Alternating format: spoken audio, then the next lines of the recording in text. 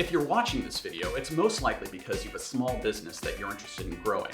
Another reason you might have clicked on the link is because you know direct sales is important to your business, but you hate doing it.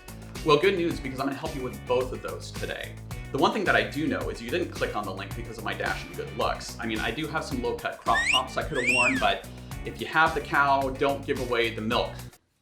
Or something. It's something like you own the cow and the milk's free, but you don't give it away. I don't know why it's cows. Anyway, first things first, if you watch this video from start to finish, you're gonna learn how to come up with a lead list of businesses that could be potential customers. I'm gonna show you how to do this utilizing free online resources that won't cost you a dime. I'll then teach you how to plot these on a map and put together a call list to maximize your sales time or allow you to kind of stop by when you're in a certain geographical area. Finally, I'm going to wrap things up by showing you how to sell by not selling, and you'll see what I mean by that at the end of this video. So let's get started. Okay, background time. I've been in business-to-business sales for 16 years, and in that time, I've called on hundreds, if not thousands of companies. Everything ranging from small mom and pop shops to large aerospace corporations. Over the past 2 years, I've started a small business that I've been interested in growing in my spare time. And what I noticed as I was perusing the dark and dank corners of YouTube was there didn't seem to be a lot of content that focused on direct sales. Most of the sales and business growth videos that I saw tended to focus on social media. Social media. So I decided to make a video on a process that I believe will allow you to have a much more meaningful engagement with your potential customers for a much lower time commitment that either Social media or content creation requires. Again, I'm not saying that social media and content creating doesn't work in getting eyeballs to your company. I'm just saying I think it needs to be done in conjunction with a direct sales approach, depending on what kind of business you're running, what kind of products or services that you offer. Now, I'm going to show you some tools and teach you a process that has worked for me for years, even if you hate sales. There is one little thing though. You're going to have to get out there and sell. Wait, before you click on the cute little kitten video that the YouTube algorithm just served up to you, hear me out, okay? If you can have a conversation, you can sell, and I'll show you what I mean. There are tons of guides and experts and pseudo-experts who can help you set up your social media platforms, your Facebooks, your TikToks, your Instagrams. They can help you set up a YouTube channel, kind of like I've done here. They can help you with search engine optimization. The thing that I'm saying is that that just takes an enormous amount of time. I mean, for instance, this YouTube video that I'm putting together with all the writing, the shooting, and the editing and uploading it to YouTube is probably going to take me about 20 to 25 hours.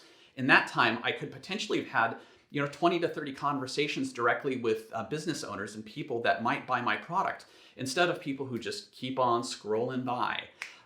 Think about it this way. When you were scrolling through your social media feeds, what was the last advertisement that you saw? How many do you think you see an hour? How about per minute? I bet it's an enormous amount. Now think about this. What about the last time that you went to the grocery store and there were some Girl Scouts selling Girl Scout cookies out in front and they were selling tag-alongs and you freaking love tag-alongs? You're more likely to buy the box of tag-alongs from the Girl Scout that's in front of you rather than buying it on Facebook or something like that. Now, granted, there's a little, instant gratification there, and you can't really buy Girl Scout cookies online, can you? But look, my point is that you're more likely to make a purchase if somebody's in front of you rather than if you're just scrolling through your Facebook feed, no matter how clickbaity the advertisements look. Lose weight by eating more? I'm clicking on that. Now, this can be different between generations and personalities. Could depend on the products that you're selling and who you're selling to. But I still think it boils down to this one simple fact that people like to buy from people, particularly if it's a product that requires some specialized expertise. So I sell these, and I'm a professional sunglass fitter. I'm actually all right with these things. I said specialized expertise, all right? So you started a business, congratulations, it's an exciting time. And whether you're running a small to medium-sized business, what I'm going to share with you today will be helpful in designing a direct sales plan. Whether you're in CNC wood and metal design, like myself, or a bookkeeper working with ceramics, whatever it might be, the first thing you really want to do is identify your target market. So who buys your stuff? Take me, for example. I'm looking to sell metal and wood artwork and designs, as well as welding tabs and brackets to metal fence manufacturers and metal fabricators. So what do? I could punch a couple search terms into Google and scroll for a couple hours with my fingers crossed, hoping that I am able to find everybody within my geographical area. Manufacturers. All right, let's see what we got here. Oh, look, Reddit. I could also pay a service to give me a lead list, and it seems like there's no shortages of businesses out there that would easily give me a prospect list for the right price. But there's an easier, simpler, freer method that we're going to utilize, and it all starts at your local library. That's right. I said library. You know, those places where people used to read books? You might not realize it, but your local library has access to tons of online resources, and one of those is called Reference USA. Call your state or county libraries and find out who has access to Reference USA, and get your butt over there and get a library card. Reference USA gives you access to every registered business in the United States. So once you got your library card, go back home, get on your computer, and log into the library homepage and look for something that says online resources or business resources, maybe databases, and look for Reference USA. Once you find that, click on it, click Login in the Reference USA site, and it should ask you for your library credentials, and then you should be in. So now, how do you find the business that you want to target? Well, we're going to do that with something called an NAICS code, or I call it NAICS code for short. It stands for North American Industry Classification System, and it's a series of numbers that classifies every single business in the United States. And we're going to jump over to the computer to take a look at how to find that. In my business, I want to look for metal fabricators. NAICS code. Okay, so that gets us to a code of 332313. Metal gate fabricators, ornamental, or ornamental, or just totally mental. You can pick one code or a bunch of codes. Just make sure you write them all down. Now we're going to bounce back over into the Reference USA tab and prepare our search. What you're going to want to do is click into the advanced search section. On the left, you're going to have kind of a hierarchy of search terms and different ways that you can kind of filter things. So what I would say is just kind of work from the top and work your way down. The business type we're going to search for is keyword and NAICS code, so we're going to click on that. I typically like to search by county. You can search by city, state, zip code, neighborhood, and so on. You can select some of these other things like employees and sales volume. I don't find those to be particularly accurate. You know, you can search through ownership, financial data. Once you've selected your search terms here on the left, it's time to kind of work on the center sections. I always search for the primary NAICS code only. You really want the businesses that kind of focus on what you're looking for. So I make sure to click on that, and then I go ahead and I start typing in my codes. So 2323 California, and we're also going to do San Bernardino. Burn, feel the burn. So once I've got those filled out, I'm going to go ahead and click on view results. I've got 447 businesses that are listed here, and now I can go ahead and start downloading. And you're gonna what you have to do, this is a little bit confusing. So what you need to do is, once you get to each result page, you click on the blue bar that selects all of these businesses, and then you want to go ahead and do that for each subsequent page. So page 2, I'm going to click and select all those. You see I got 50 records selected. Page 3, 75 records. And you're going to reach a hard stop on 250 records. Yeah, so it won't let me do more. So you're going to have to come back in here and then start from the next page to get all those. So once you have all those selected, you're going to hit download. It's fine to leave it as comment delimited. You're going to want to select custom because there's an important field you're going to want to bring in, and that is going to be website. You want to make sure to grab the website, and then you're going to hit download all records. And now you're going to want to go back and unselect all those records, and then go ahead and reselect from that page all the way up. So once you do that, you'll be able to download everything. So that's how you do that and download the records. Okay, now we have our data downloaded, so how do we make it more easily usable? Well, the first thing you want to do is consolidate all these tab delimited files into one. It's as easy as copying and pasting them into a new Excel spreadsheet. So once that is completed and you have one spreadsheet, go ahead and head over to Google Maps. What we're going to do is we're going to upload this data from this new spreadsheet and create a custom map that you can pull up wherever you are to access all of this information. This can be a little tricky, so I'm going to walk you through it. I'm going to go ahead and open up Google Maps. Okay, so now I'm going to show you how to upload the data. The first thing you want to do is go up and click on the menu button in the upper left. And you're going to want to go ahead and navigate down to Your Places. After that, you're going to want to go ahead and click on the Maps tab. You probably have no maps at this point, but I have some that I've created already. So what you want to do is go ahead and see all of your maps. And on this page, you're going to want to go ahead and click on Create a New Map. Now, once you do that, it brings you to kind of like this blank slate. And on the left-hand side, you can see there are several options that you have. You can go ahead and create a map title, which I'm going to call YouTube Map. You can add a description if you want to. Go ahead and save that. And what we want to do is we want to go ahead and plot these business locations on the map. So we're going to click on Import.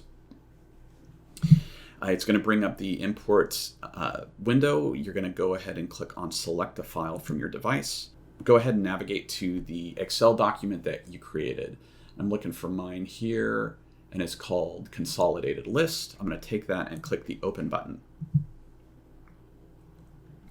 Now here it's asking you to choose columns to position your place marks by, and that's really the address of the business. Where do you want Google to go ahead and place these on the map? So to use that, we're going to want to use the address, the city, the state, and the zip. And we're going to go ahead and click Continue. Choose the column to title your markers. So this is what you want the title to be when you hover over the pin on the map. And you're going to want that to be company name. So go ahead and click company name and hit the finish button.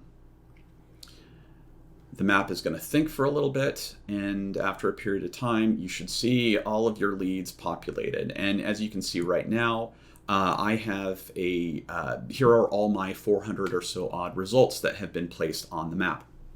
Now you can see here on the left, and you'll probably get some of these when you go ahead and do your upload. 3 rows couldn't be shown on the map.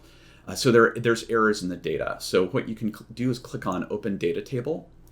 And as you can see here, we have some locations. So it looks like this is our header. It's not such a big deal. I could go ahead and go into the Excel document and take that off. So in fact, I'm just going to click Delete Row there to get rid of the headers. And now I have 2 companies. One's a PO box. If I wanted to, I could go into Google and probably find the correct address and put that in there. And then it looks like Suncoast Structural Steel. It looks like there's a weird T10 here at the end. I'm going to remove that and see if that cleans that up. Google's going to think about it. And yes, it looks like that one's been resolved. So, and I'm going to go ahead and, just because I'm anal, I'm going to take that one off, and let's just pretend I looked it up, okay? So once you've done that, you can go ahead and click the X to close this, and you've got your data here. There are all different ways that you can categorize these pin drops if you want to, and sort the data. If you wanted to upload, let's say, several lists, like maybe you have lists that you're currently actively working on, you can put that on a different Excel spreadsheet and have like a hot leads list that you're going after.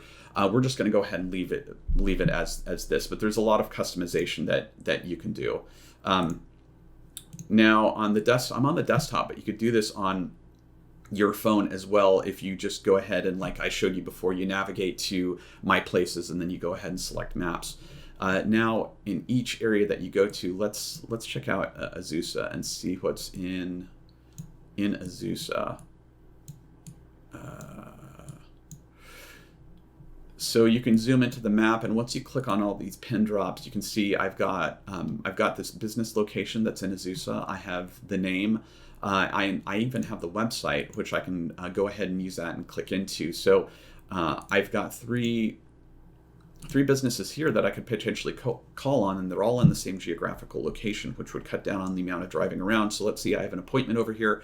I can then use this, and if you click on this, and if you're in your phone, you can actually select to navigate to. So I could create a route where I hit these three businesses, and with the in the span of about 15 minutes, I've hit 3 of the targets on my lead list. So again, this is a very powerful tool that will allow you to maximize your time and really focus in on what businesses are in your area. And you can be sure to find all the ones that are there instead of doing a scavenger hunt on Google and trying to track them down.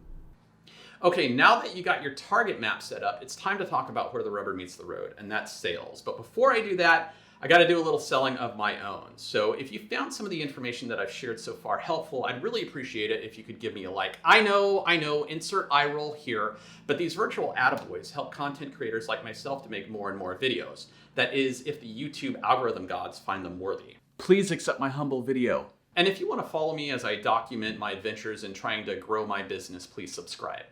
All right, so you have your list and you got it loaded into Google Maps. Now, whenever you're out and about in the city, you're just a couple taps away from your lead list and potential customers.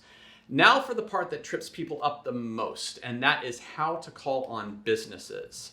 For some people, this can be the most terrifying part, especially if you're facing some of the rejection that comes along with it. This is where we talk about selling by not selling. And what do I mean by that? Well, it's easier to show you than explain it. Hi there. Can I talk to the person who does the buying or works with the outside contractors? I think she's doing her hair or something. Okay. I've got a card here. I'll just leave it here for you. If you could just have them, call me, and I'll show myself out. Thanks. Hi there. I drive by here all the time. And what kind of business are you guys in? Do you do like fences and things like that? Yeah, we manufacture decorative and ornamental fences. Oh, okay. Okay, for commercial properties or for residences? No, we do residential work as well. Oh, all right. Okay. What about customization? Are you able to do, custom cutouts and artwork if people want that on their gates or fences? No, we just do basic designs, no artwork. Oh, that's cool. We're actually in the same industry. I do custom metal design of all kinds, gifts and commercial work. Here's actually something that I cut out recently. Oh, that's really neat. Do you see the difference here? Which approach do you think works best? My strategy is to approach each interaction as a conversation. I'm genuinely interested in the person that I'm talking to as well as their business, almost setting up a dynamic as if they're selling to me rather than the other way around, if I can do that. This also might help you psychologically if you look at approaching each new company as a time of discovery, rather than just going for the throat right when you walk in the door. Another thing to do is to build bridges between your company and the person that you're talking to. The way I did that in the most recent exchange was by connecting that we're in the same industry.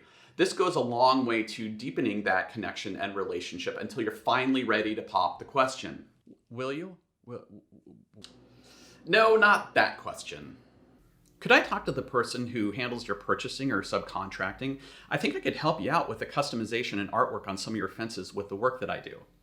You're much more likely to get a positive reaction from the second method than the first, and it's because we're doing a couple things. First, we're changing the expectations. They're expecting us to come in and sell one way, and we're turning that around. The second is focusing on them instead of ourselves. Get them talking. People like to talk about themselves, and the one thing that salespeople do is talk too much. And third, explore the opportunities. We're asking them questions about their business and trying to understand how our business might fit into their needs. And then 4, we're building connections. Once you have those connections established, the customer is much more likely to be open and honest about what they need and some of the challenges they're facing. I know this is only one example, and we could definitely do some more role playing, but hopefully you see what I'm getting at. Using this method turns what's typically a mundane sales process into more of a game of exploration and discovery. And there's certainly a lot more to the psychology of sales that we could cover, but my goal with this video was to just give you the basic tools so that you could go out and get started on your own. Have any ideas or techniques that have worked for you in the past? Please make sure to let me know down in the comments. And also let me know if you'd like me to put together more content. I'm happy to do so if it looks like there's a demand. Again, I hope this video has allowed you to put together a pipeline and come up with a technique that will help you grow your company and your business. And again, thank you so much for watching.